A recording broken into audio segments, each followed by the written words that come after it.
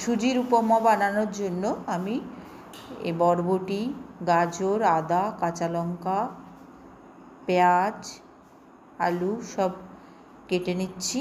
আর carry পাতা তুলে ধুয়ে পরিষ্কার করে রেখে দিয়েছি। আর এই সবজি কাটা হয়ে গেছে। কড়া বসিয়ে দিয়েছি।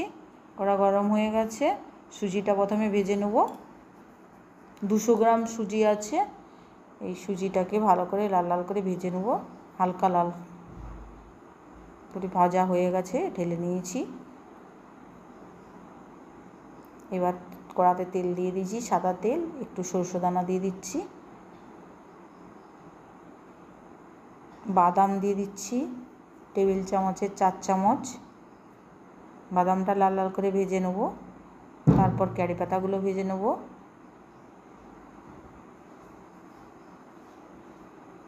ক্যারি পাতা, বাদাম সব ভাজা হয়ে গেছে, ভালোভাবে ভাজা হয়ে গেছে। এবার সবজিগুলো দিয়ে দেবো। সবজিগুলো দিয়ে দিচ্ছি।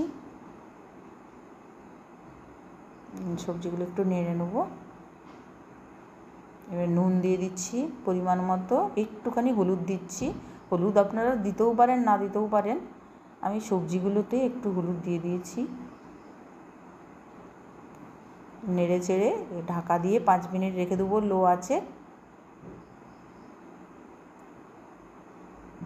5 মিনিট পর আবার একটু নেড়ে চেড়ে নেব।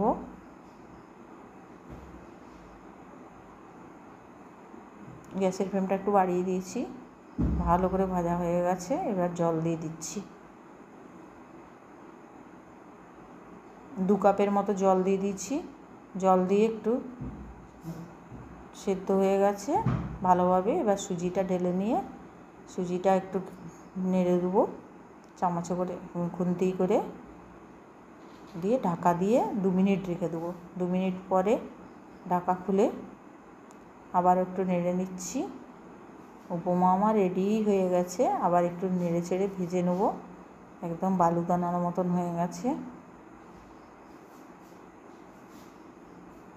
তৈরি হয়ে গেছে আমার উপমা।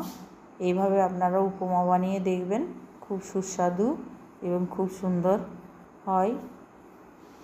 আমার রান্নাটি যদি ভালো লাগে আপনারা আমাকে সাবস্ক্রাইব করবেন, পাশে থাকবেন। আমাকে প্লিজ সাবস্ক্রাইব করবেন এবং পাশে থাকবেন।